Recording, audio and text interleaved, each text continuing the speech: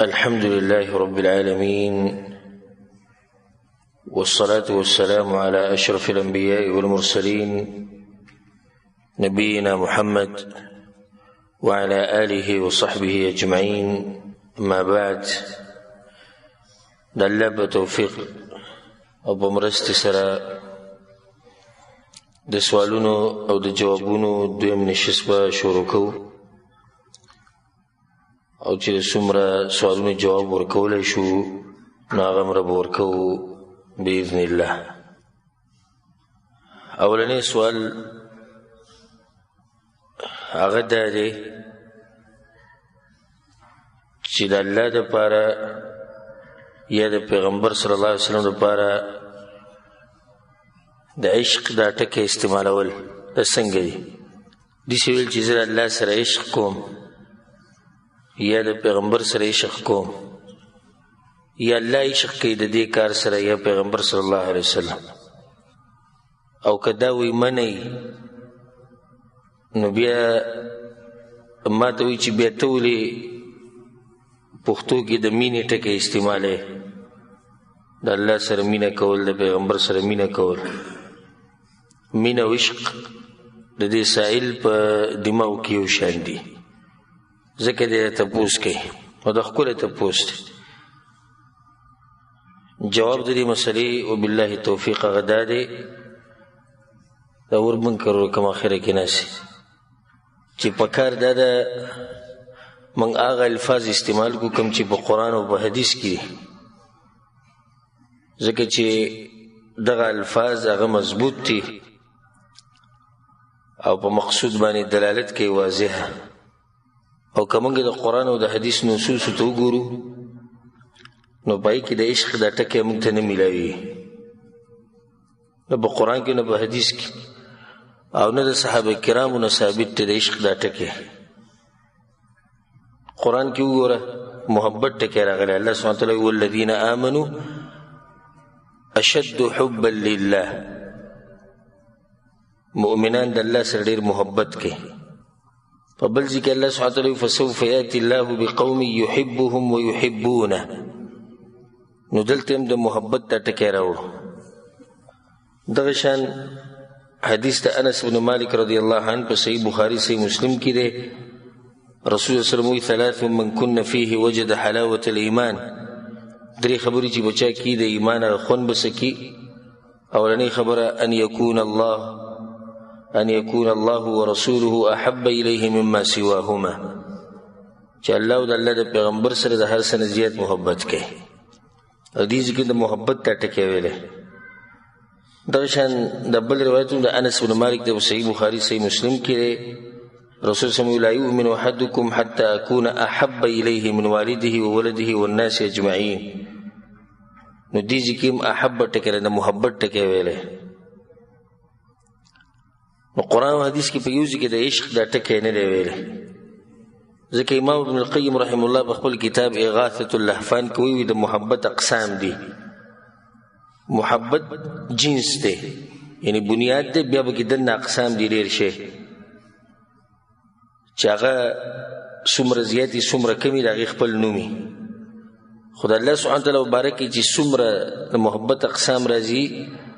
ناغی ته یا محبت ویل کېږي، یا ورته عبادت ویل کېږي، یا ورته عاجزي ویل کېږي. خو د عشق دا ټکی پکې نه دی شمار شوی، حالانکه عشق چې دی دا هم د محبت یو قسم دی. فرق دی کې او محبت کې هغه دا دی چې عشق هغه محبت ته وایي چې هغې کې د شهوت هم اثر یي،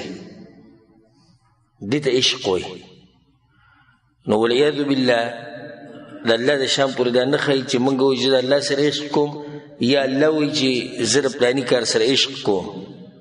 یا پیغمبر د دې کار سره عشق لري، یا موږ د پیغمبر عاشقان یو. دا عشق ټکی په خپله چې د چا فطرت برابر یو خو متعصب وي چې نه زمونږ مذهب کشتي او زمونږ فرقې والی وایي نه دا به یي، خو چې د چا فطرت برابر یي هغه هم د عشق ټکی نه خوښوي چې دا ټکی ما ته ښه نه ښکاري. که دته معلوم هم نه وي چې دې استعمالول حرام دي او که نه دي، خو بس زړی ویروي دا ټکی ما ته برابر نه ښکاري. په دې کې جمهور العلماء، د هغوی دا قول دی چې د الله سبحانه وتعالی مبارک به دا نه وي نه به د پیغمبر صلی الله علیه وسلم مبارک وي او ولې وی نه به وي نو یو وجه دا ده چې قرآن او حدیث دا ټکی نه دی استعمال کړی دویمه وجه دا ده لږ ساعت مخکې ما ووایي که نه ان العشق محبه مع شهوه عشق هغه محبت دی چې د هغې سره شهوت وي بعض صوفیه لکه زموږ په ملکونو کې شتي ده بریلیان قبوریان صوفیان د دوی دا قول دی چې دا ویل جایز دي او د هغوی دا خبره کمزورې ده نو داسې ویل چې زه د الله سره عشق کوم د پیغمبر عاشق یم د ټکي برابر نه دي استعمالول نه دي پکار ځکه امام ابن ابوالعز رحمه الله وی هغه د محبت مرتبې ذکر کړي ومه څه ده عشق محبت په مرتبو کې ومه مرتبه هغه عشق دی او هغه عشق هغه محبت ته وي چې انسان پکې د حد نه اوړي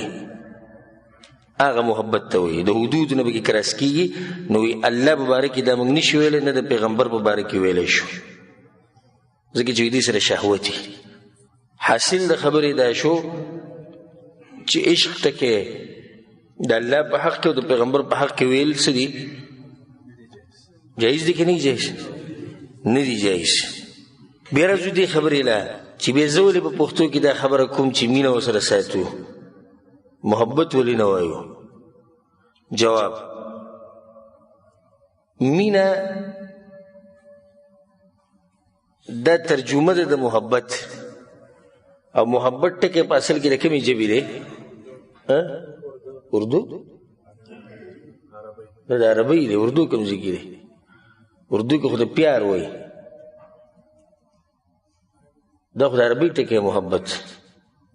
د دې پښتو هغه مینه ده خو بیا چېرته چې تاسو داسې اورېدلي لکه موږ عام استعمالو چې پلانې په خپلو بچو مین دی وایي که نه وایي که نه محبت ورسره ډېر کوي محبت ټکی نادرن څوک وایي صحیح پښتو کې چې خلک یې نو پلانې په بچو باندې مین دی بچو سره ډېره مینه کوي او پلانې د مور پلار سره ډېره مینه کوي خندي سم چې ته اورېدی چې پلانې د دې بچو باندې ډېر عاشق دی دوی سره عشق ډېر کوي یا د مور پلار سره عشق ډېر کوي نو په مینه کې او په عشق کې فرق دی عشق دا ټکی دغه جدا دی هغې سره شهوت او د مینې دا ټکی چې دې سره شهوت نه وي سړی زه مور پلار سره مینه کومه د دې سره څه شهوت دی یا یو سړی زه په خپلو بچو مین یم عموما موږ دغه وایي په بچو باندې مین یم بچو سره محبت کومه دا لږ استعمالي خو بچو باندې مین یم د عام استعمالي نو مطلب خو نه چې بچو باندې مین یم یعنې بچو سره عشق کومه والعیاذ بالله نو دا د ورور چې کوم اعتراض کړی دی اگر که هېڅ خبره نه ده وضاحت لپاره یو سړی تپوس کولی شي خو په خپل ځای باندې برابر نه دی ځکه چې مینه دا ترجمه د محبت ده والله اعلم د هغې نه بعد یو ورور سوال کړی دی او دا ناشنا سوال کړی دی ورور دا ویلي په سوال کول چې خفه کېږم زما په سوال باندې زه نه خفه کېږم په سوال باندې خو چې دومره یي چې د ادب په دایره کې دن نه وي نور چې څه قسمه سوال د چا په زړه کې راځي کولی شي ما ته معلوم وي جواب در کوم نه به معلوم صفا به ته ما ته پته نشته خو د ادب په دایره کې دن نه سوال دا دی چې ستا د بیانونه او ستا د درسونه موږ ګورو ډېرې مسلې ته موږ زده کړې ښکاره دا شو چې زموږ د منځونو رسې چې دا ټول پالتو وي دا سوال دی نو زما عمر 50 کاله دی او 15 کال نو سړی منځونه شروع کړي وایي سره 15 کاله شو تقریبا یعنې 15 کاله چې ما که منځونه کړي دي دا ټول باطل دي نه دویمه خبره وایي د هغې وجه دا دی چې ته په خپله وایي چې حنیفه صاحب دا ورو سوال دی حنیفه د امام صاحب نوم دي بعضو کسان له نه ورځي خو به داسې نښتې بوري نو د امام ابو حنیفه رحمه الله دی چې ته امام ابو حنیفه نه پوهېږي او ته امام مالک نه پوهېږي او ته امام شافعي نه پوهېږي او ته امام احمد بن حنبل رحمه الله نه پوهېږي نو چې دا دوی څه بیان کړي دي بیا خلکو ته دریم سوال د ده په دې سوال کې چې ستا پخواني منځونه خو بیا ټول باطل دي ځکه چې ته به د اول نه خو حدیث اهل حدیث او سلفي نه وي خو ته هم حنفي وي بیا وروسته هلدي شوی نو ستا مونځونه خو هم پالتو دي بیا ټول. جواب د دې مسلې وبالله التوفیق هغه دا دی اول خو د منځلي مسلو له راځو بیا به د نورو خبرو له راځو. د دې یو نیم سړي هسې خوښه یي چې ما ته ووایه چې ستا مونځونه نه دي شوي او د دې یو نیم سړي هسې هغه اوبه خړی که نه لکه زما دا مور پلار کافران وو تا ته چا ویلي چې کافران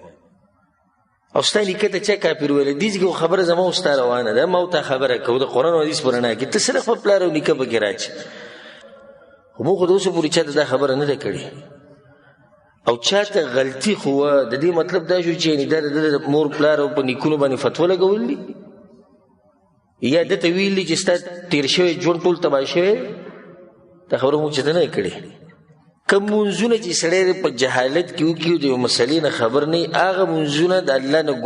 په الله باندې ګمان دی او د الله نه امید دی چې انشاءالله الله به یې قبلوي او د هغې بیا کولو ته ضرورت نشته او په هغې باندې دلیل دی. یو دلیل خو بدا دی چې الله په قرآن کې وایي ربنا لا تؤاخذنا ان نسینا او اخطأنا یا الله موږ په دې مه رانیسه که چې ته موږ نه هېر شي یا موږ خطا شو.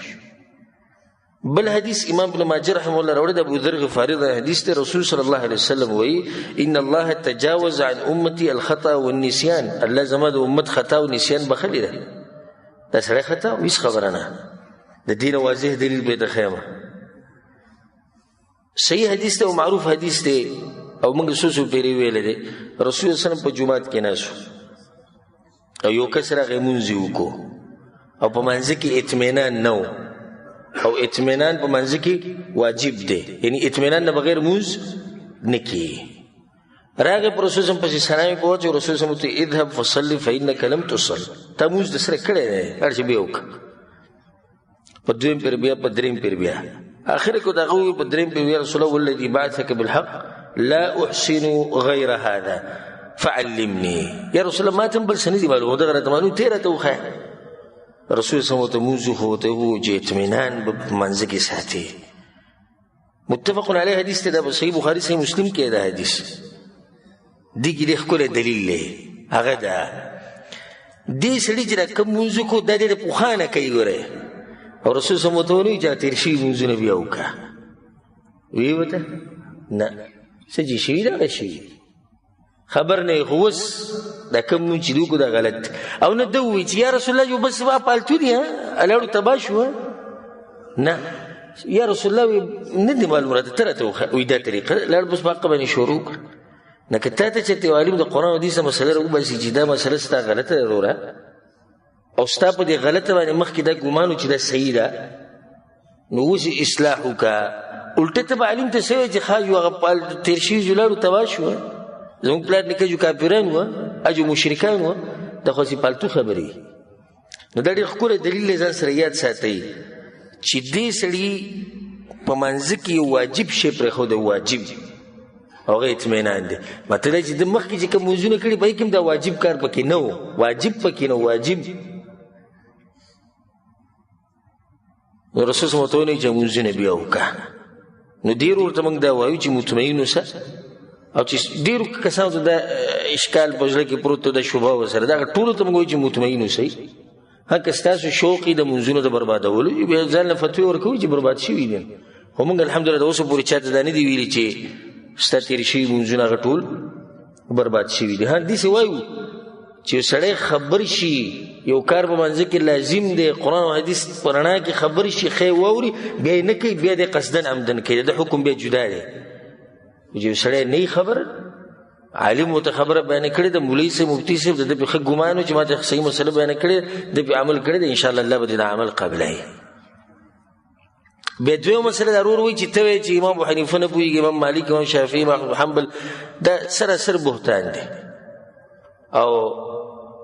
الله به دې خبره ګواه ده او بیا زموږ دا ملګري او چې څوک زما درسونه اوري څوک به کینه ګوان چې اوسه پورې ما دا خبره کړې نه او زه څوک یم چې زه به دا وایم چې دوی سره علم نه و زما دومره مقام دی چې زه به دا غټو انسانانو مبارک یم چې دوی سره علم نه و دوی نه پوهېږو موږ به یو ځای کې دا خبره نه ده کړې او بار بار دې خبرې ته ضرورت نشته اوس ورانه وخت ډېر والي چې موږ دا وایو چې دې امامانو موږ له دا تربیت را کړی دی چې کوم ځای کې صحیح حدیث میلاو شي په هغې عمل کوي بس قرآن او حدیث پسې ځئ موږ به یو ځای کې دا نه دي ویلي چې دوی نه پوهېږي دا خبره که دا روري کوي که بل څوک کوي که بل څوک کوي دا سره بهتان دی. درېیمه خبره وایي ستا مونځونه خو به هم نه شوي. نو جواب د هغې دی چې الحمدلله زه پیدا شوی سلفي یم، زه راوړېدلی نه یم سلفیت ته، زه پیدا شوی سلفي یم. او الحمدلله الله سبحانه وتعالی زموږ والد صاحب په ژوند کې برکت واچي. دا مخکې نه اهل حدیثو سلفیو زه چې پیدا شوی یم په دغه منهج یم. ځکه ما یو پیر مونځ کې یو کس راته ووي تا د پلار نیکه نه چې راته تپوس کړی چې ته څنګه مونځ کوې، تا چې نوي طریقه ته کې. ما اوس به دې څه په کوم سپین ږیره ما هغه پلار نیکه راته داسې ښوولی ښه وایي تاسو به ټول ورغلي یې زه به بیا صحیح ده. ځان مې ته په دې خلاص کړي چې دی اوس په وکې او دلایل او کوم چې ځوانان دي تعلیم یافته دي هغو چې په وکې نو سم یو اوږده اوږده تقریرونه به ورته کوي نو بیا هم کیدی شي چې خبره ده چې ویې مني. نو بیا سپین ږیرې په وکول خو ډېر ګران کار دی الا من رحمه ربي چې الله پرې رحم وکړي او سینې کولاو کړي حق ته نه بیا اسانه ده. الله زموږ سینې حق ته کولاو کړي. والله اعلم. د هغې نه بس سوال ډېر ور کړی دی چې استخاري مونځ دا څنګه په څه طریقه باندې د استخاري د منځه مسایل دا خو تفصیلي مسایل خو مختصر به تاسو ته بیان کړو. استخاره په اصل کې په اصطلاح کې د مطلب طلب الاختیار یعنی یو شی غوره کول. مطلب دا چې زما د سوچ او فکر او اراده هغه شي ته ووړي چې د الله خوښه ده، دې ته استخاره وایي. یعنی دعا غوښته چې یا الله زما د زړه یو طرف ته مطمئن کې چې ته پرې راځي. او د علماو په دې باندې اجماع ده چې د سنت طریقه ده. صحیح بخاری کې د حدیث جابر رضی کان النبي صلی الله علیه وسلم يعلمنا الاستخاره في الامور كلها كما يعلمنا السوره من القران. رسول صلی الله علیه وسلم موږ ته استخاره په هر شي کې هوا. او د افسوس خبر ده چې نن سبا استخارې ډېر مسلمانان خبر هم نه دي. نن سبا به کې نوې طریقه راوتې زموږ په دې ملکونو کې چلیږي. ټلیفون به وکړي پیر صاحب ته او مولوي صاحب ته زما دپاره یو استخاره به کې وکړه. زه هغه صحیح د مولوي صاحب ته بیا راشه ځه بیا راشه مطلب نه ځان سره وړه استخارې غوږي په نهر خېټه باندې هم نه کېږي بل سړي له استخارې کې. لکه مطلب دا چې ته ما ته ټلیفون وکړي چې زه واده کوم ته دغه جنۍ ګورې چې ښکلې ده که نه ده واده ته کې جنۍ په ما باندې ګورې. دلته یو مولوي صاحب پکې یو دوکهباز وی خلکو له دوکې مو ورکړي هغه د خلکو به ورته ټلیفونه کوو چې لکه ما خوب لیدلی نه ده به ورته وایي صبر ټلیفون بند کړه زه اودس وکړم نه بیا به ورته لږ څه بعد بیا ټلیفون وکړو مولوي صاحب صبر وکړي 2 رکعته لمونځ وکړي هغه به دا اعتماد شو دا چې بس د اسمان نه راکوشش کړي چې اودس یې بس یې وکړو او 2 رکعته لمونځ یې بس یې وکړو چې دی به ګوره څه تعبیر راوباسي. بیا چې به په زړه کې سره تلو هغه به یې ووي خو لږ راسړی به مطمئن کړو چې زموږ هغه جعلي او نقلي کار نه دی چې بس تعبیر موږ بس 2 رکعته لمونځ هم کوو او اودس بس یې هم کوو. د دا ټول پالتو خبرې استخاره به پخپله کې څوک د چا دپاره استخارې نه شي کولی ځکه چې ته دا غواړې چې ستا زړه مطمئن شي په یو خبره الله به ستا زړه مطمئن کوي که نه د هغه به مطمئن کوي. نه دا غلطه طریقه ده چې کومه رایجر ما پسې هم دی خلک راشي راته ووایي زه داسې اراده مې کړې دې کار ته که استخاره وکړم زه چې کار ته اراده تا کړې یو استخاره ته وکړه نو زړه به زما مطمئن کېږي که ستا دا به مطمئن کېږي. اوس د دې جواب راکړه نه دا کمزوري خبره ده. جابر دغه حدیث کې دا دي چې کوم په صحیح بخاري کې دی رسول صلی الله علیه وسلم اذا هم احدکم بالامر کله چې په تاسو کې څوک د یو کار اراده وکړي و دې کې ته یو فایده ذکر کړمه په هغه کار کې استخاره کېږي چې هغه مباحي په واجب او په حرام او په مکروه په دې کې استخارې نه کېږي. لکه اوس زه استخاره کومه چې د قرآن د تلاوت وکړم او که نه یا زه استخاره کوم چې سهار منزل لاړ شم او که نه یا استخاره کوم چې د حج وکړم او که نه یا استخاره کوم داسې بل کار کې یا استخاره وکړم چې د سګرټ وسکه ښه او که نه به یې ښه. نو په حرام او په واجبو کې استخارې مباح کې کېږي مکروه کې هم نه کېږي. مکروه مطلب چې نه کولې غوره دي او واضحه نه کولې غوره دي داسې کیدی شي چې یو کار سنتي یعنی نه واجب دی نه مباح دی او نه مکروه دی او نه حرام دی خو سنت طریقه یعنی غوره طریقه ده داسې کیدی شي چې دوه کارونه جمع شي او دواړه سنتي او ته استخاره دې دپاره وکړې چې کم یو پکې مخکې کمه بیا صحیح ده او په واجب کې کله نه کله استخاره کیدی شي مثال لکه یو سړی حج لځي او خبر شو چې په لاره باندې ډاکوان راوتي دي او دنیا حاجیانو نه مالونه واغسو سې پکې مړم کړو استخاره وکړه چې آیا دې کال له وکم که نه را روان کال له وکمه دا هم کولی شي او دا مې تاسو ته د فایدې لپاره دا خبره ذکر کړه او زما مطلب دا نه چې ډېرو سوالونو جواب ورکم او په دې مو خوشحالېږو مطلب دا چې تاسو پوه شئ بس دغه مقصد دی او الله به دې خبره باندې ګواه نه ځکه زه کوشش کوم چې په خبره کې خبره راوباسو چې دا مسلمانان وروڼه او خویندې ټول ښه پوه شي الله سبحانه تعالی موږ په قرآن او حدیث باندې پوه کړي بیا دلته بله مسله ده یوه مشوره ده بله استخاره ده استخاره به مخکې کې که مشوره به مخکې کې دي کې د علماو اقوال دي راجح قول او واضح او مضبوط هغه دا دی چې د استخارې نه مخکې به مشوره کې او مشوره به د نیکانو او د هوښیارو خلکو سره کې اوس مثال کې ته لاړې په یو بېدینه پسې نه الله پېژني نه الله پیغمبر پېژني هغه نه مشوره لري نه به د لازم داسې مشوره کېدی شي درکې شریعت خلاف ځکه خو د الله نه هېرېږي نه اول به مشوره ویلي د هغې نه بعد استخاره وکړه اوس د الله سره انسانانو نه د هوښیارو خلکو نه د مشوره اوس الله ته خبره پرې چې الله څه وایي نو رسول صلی طریقه ښولې ده او مختصر دغه ده او ما تاسو ته چې دې خپل احکام دي هغه بیا په خپل ځای کې چې ته بیانو رسول صلی الله چې کله تاسو کې څوک دی کار اراده وکړي فلیرکع رکعتین من غیر الفریضه دوه رکعته لمونځ دي وکړي د فرضو نه علاوه ورته چې فرضو پسې استخاره نه کېږي دا خو دې حدیث نه واضح شو د دپاره به دوه رکعته جدا کې ثم ليقل بیا وبکې دا دعا ووایي اللهم اني استخيرك بعلمك واستقدرك بقدرتك واسألك من فضلك العظيم فإنك تقدر ولا أقدر یا الله زه استخاره کومه ستا د قدرت تانه سوال کومه ستانه ستا فضل غواړمه فإنك تقدر ولا أقدر ته کولی شي موږ یې نشو کولی ستا طاقت شتي زموږ نشتي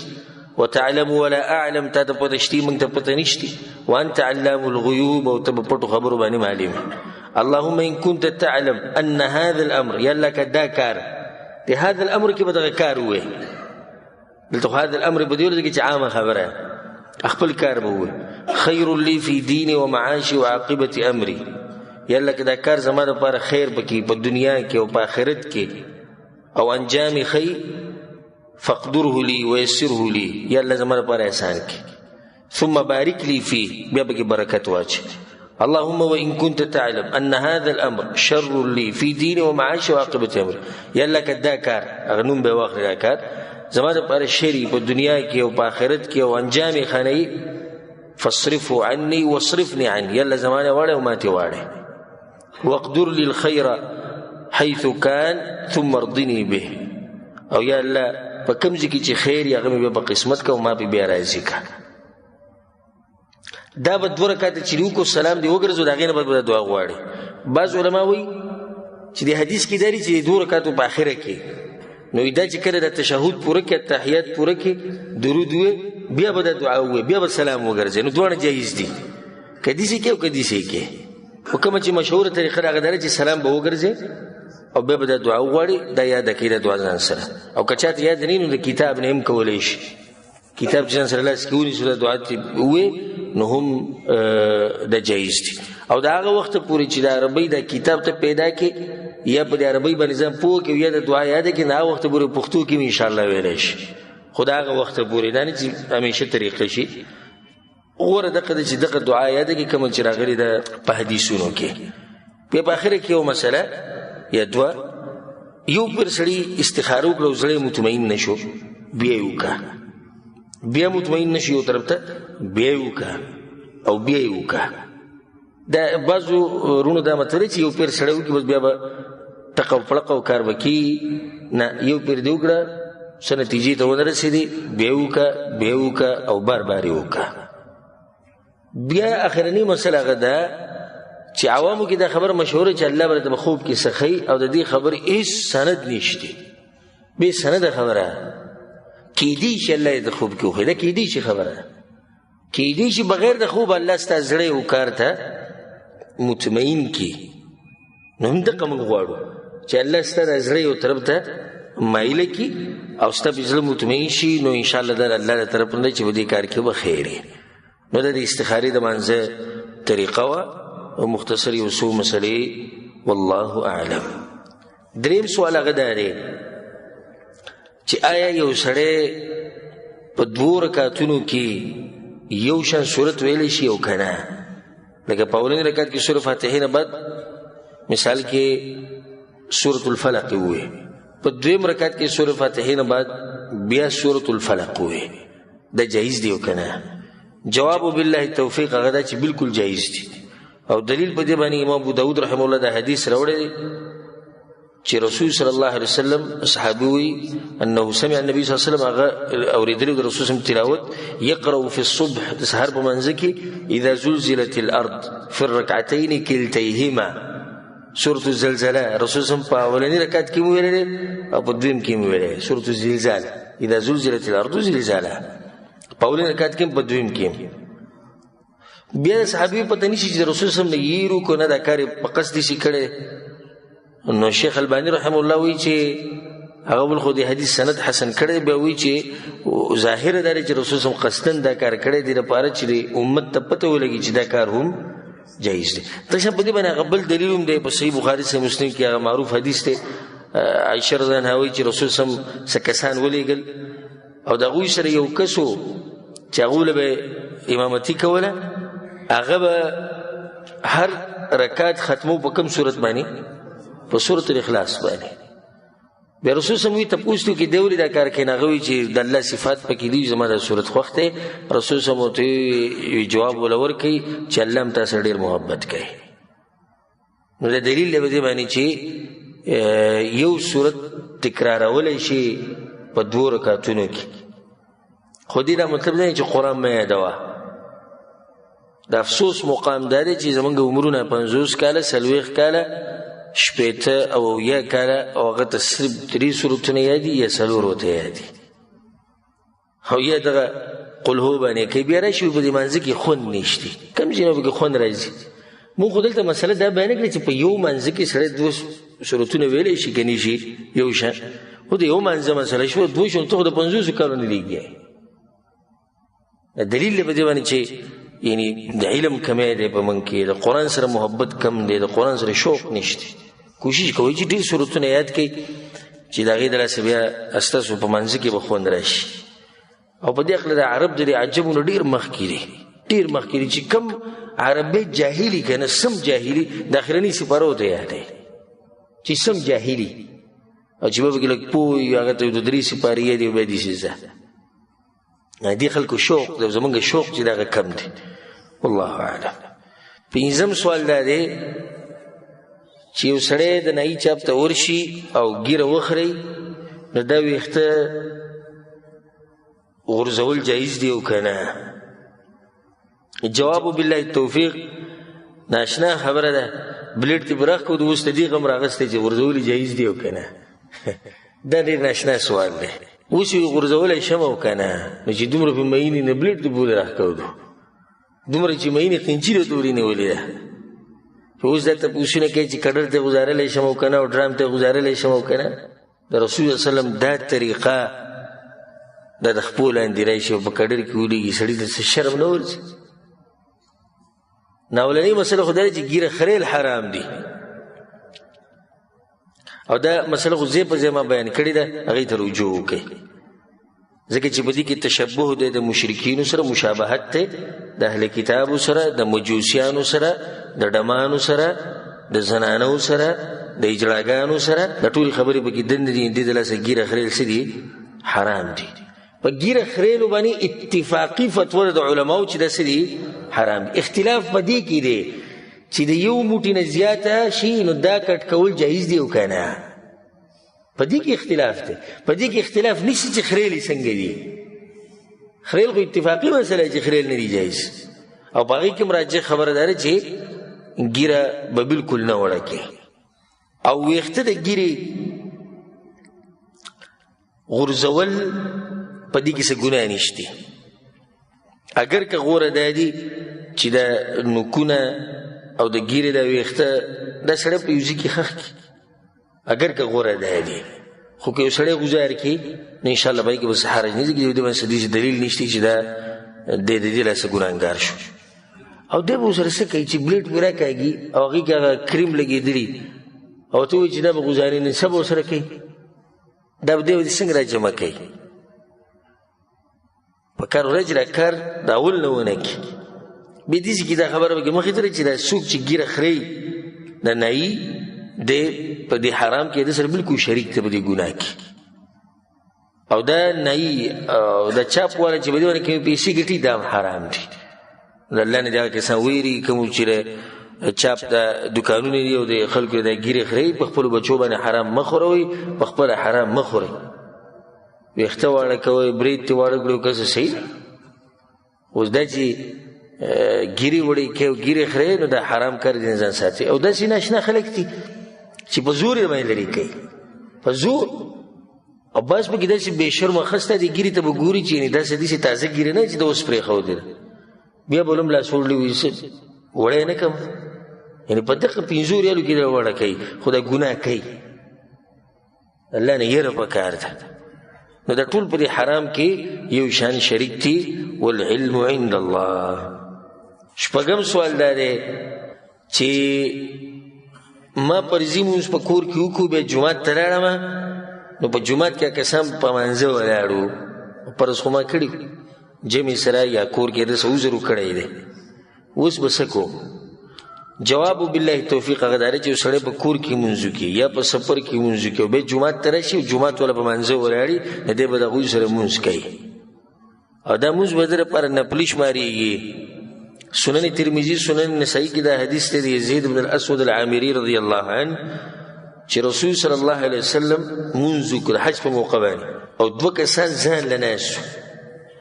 رسول صلی الله علیه وسلم مانځه نه بعد وی تاسو ولې ځان له ناست؟ یا رسول الله موږ په خپلو ځایونو کې کړی. رسول صلی الله علیه وسلم اذا صلیتما فی رحالکما، کله چې تاسو په خپلو ځایونو کې مونځ وکړئ، ثم اتیتما مسجد جماعه او بیا راغلئ جومات ته چې به یې کې جمع نه تاسو ورسره مونځ کوئ، فانها لکما نافله، دا به ستاسو لپاره نفلي شمارلی کېږي. دغه شان امام ابن حبان رحمه الله دا روایت راوړی دی، ابو سعید خدري رضی الله عنه صحیح روایت دی، ان رجلا دخل المسجد،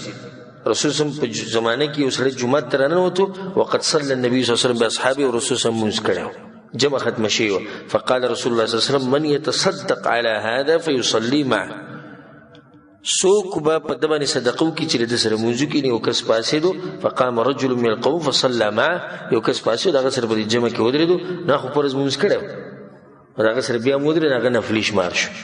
او دې کې اشاره به دې خبرې ته وکړو چې دې نه دا هم ثابته شوه چې په جومات کې 2 جمع کول څه دي؟ جایز دي. والله اعلم.